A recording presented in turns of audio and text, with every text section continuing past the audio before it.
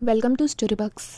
तो अब तक हमने देखा था जियालिन को कंफर्म हो जाता है कि सोंगयान हमेशा से जियालिन से ही प्यार करता था और वो कंफ्यूज हो जाता है कि इस लाइफ में ये सब ऐसा चेंज क्यों हो रहा है। फिर वो सुबह उठता है, उसे लगता है कि जो कुछ भी हुआ था वो सब सपना था, लेकिन जब वो फ़ोन में चेक करता है तो उसे पता लगता है कि उसने सोंगयान को ब्लॉक लिस्ट से हटा रखा है। तो उसमें सोंगयान के मैसेजेस होते हैं। तो आगे की कहानी शुरू करते हैं। उन सब में था कि जियालिन, क्या तुम सो गए हो? इतनी जल्दी सो गए? अच्छा ठीक है, गुड नाइट। वैसे भी तुम्हारी तबीयत ठीक नहीं लग रही थी। क्या मैंने कुछ ज़्यादा ही कर दिया था क्या? क्या तुम मेरी वजह से डर गए थे? अब मैं क्या करूं? अब मुझे लग रहा है कि मैंने गलत करा। मैंने तुम्हें 3 दिन दिए थे सोचने को, पर यहाँ मेरे से एक रात इंतज़ार नहीं करा जा रहा। मुझसे सोया नहीं जा रहा। लगता है मैं पूरी रात ऐसे ही जागा रहूँगा और सोचता रहूँगा। जियालिन, क्या तुम सो गए हो सच में? जियालिन, अब तो सुबह हो गई है, क्या तुम अब भी सो रहे हो? तुम आज क्लास में भी नहीं थे, क्या मैं तुम्हारे पास आ जाऊँ? जियालिन, तुम मुझे रिप्लाई क्यों नहीं कर रहे हो? क्या तुमने मुझे फिर ब्लॉक कर दिया? जियालिन इन सब को पढ़कर मन में सोचता है, हाँ, तो जो कुछ भी हुआ था कल रात वो सब सच था। तभी फ़ोन रिंग करता है। जियालिन फ़ोन उठाता है। सोंगयान बोलता है, जियालिन तुम उठ गए? जियालिन का दिल तेज़ी से धड़क रहा होता है उसकी आवाज़ सुनकर। वो बोलता है हाँ, और वो मन में सोचता है, मैं जब भी इसकी आवाज़ सुनता हूँ मेरा दिल तेज़ी से धड़क रहा होता है। सोंगयान बोलता है, मैं तुम्हें बहुत पहले ही कॉल करना चाहता था, पर मुझे लगा कि तुम कहीं उठ ना जाओ और मैं तुम्हारी नींद ना बिगाड़ दूँ, इसीलिए मैंने तुम्हें कॉल नहीं करा। वैसे क्या तुमने मेरे मैसेजेस देखे? जियालिन बोलता है हाँ। सोंगयान बोलता है, तो क्या आज हम मिल सकते हैं? जियालिन मन में सोचता है, क्या मैं इसे रिजेक्ट करूं कि ना करूं? और वो बोलने वाला होता है, मैं नहीं चाहना। तभी सोंगयान टोकता है और बोलता है, जियालिन, मैं तुम्हारी डॉर्मेट्री के बाहर खड़ा हूँ, उसी जगह जिस जगह मैं कल रात को खड़ा था। मैं तुम्हारा इंतज़ार कर रहा हूँ। ये सुनकर जियालिन एकदम से भागता है और खिड़की के बाहर जाकर देखता है। वो देखता है कि सोंगयान वहीं खड़ा हुआ था और खिड़की की ओर से जियालिन को देख रहा था। उसे देखकर जियालिन को गुस्सा आ जाता है और वो मन में सोचता है, ये कितना चालाक है, पर इसने जो कुछ भी कल रात करा था, मैं सच कह रहा हूँ, एकदम घटिया था। मैं उसे देखूं कि नहीं, कल रात जो कुछ भी हुआ था बहुत अजीब था।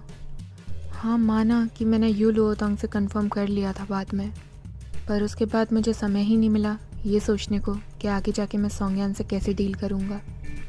रीबर्थ होने के बाद मैंने अपनी सारी फ्यूचर प्लानिंग कर ली थी और मुझे ये भी पता था कि आगे होने क्या वाला है, लेकिन इस सोंगयान के बदलते हुए स्वभाव से मेरी सारी प्लानिंग बिखर सी गई है। और जियालिन बोलता है, तुम इंतज़ार करो, मैं अभी आता हूँ।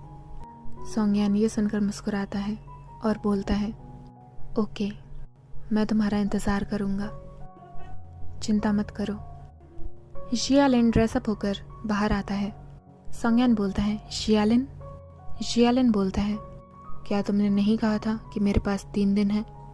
सोंगयान बोलता है, मैं यहाँ आंसर मांगने नहीं आया हूँ, मैं तो बस चाहता हूँ कि मैं बस यहाँ आकर तुम्हें देखना चाहता था। मैंने कल रात तुमसे इतना कुछ कह दिया था कि मैं बहुत अनश्योर था कि आगे जाके तुम मानोगे कि नहीं। बिना तुम्हारी शक्ल देखे मुझे बहुत बेचैनी हो रही थी। वहीं जियालिन मन में सोचता है, ये बात तो है, इसके चेहरे से इसके तोते उड़ रहे हैं। सोंगयान बोलता है, जियालिन, क्या तुमने ब्रेकफास्ट करा?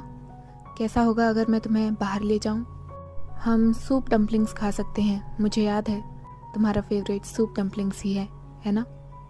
जियालिन बोलता है, ठीक है, मैं पैसे दूंगा, चलो कैफेटेरिया चलते हैं, वो बस 2 कदम की दूरी पर है। जियालिन मन में सोचता है, हाँ मैं भूखा हूँ, पर मैं नहीं चाहता कि सोंगयान कोई भी कदम उठाए। सोंगयान बोलता है, ओह तुम दोगे? और वो निराश हो जाता है, ठीक है दे लेना। और सोंगयान मन में सोचता है, मैं तो चाहता था कि मैं जियालिन को इस कॉलेज से बाहर ले जाऊं और एक अच्छी सी जगह घुमाऊं, एक बड़े से होटल में हम लोग अपनी डेट गुजारें, मैंने इतनी सारी स्ट्रेटजीज बनाई थी पर इसने सब पर पानी बिखेर दिया। और सीन चेंज होता है कॉलेज के कैफेटेरिया में। सोंगयान खाना खाया जा रहा होता है और मन में सोच रहा होता है, कोई फ़र्क नहीं पड़ता, मेरे पास अब भी चांस है। बस मुझे अपने स्क्रिप्ट के अकॉर्डिंग शियालिन को चलाना होगा। जो भी हो मैं शियालिन को हरा कर ही रहूँगा।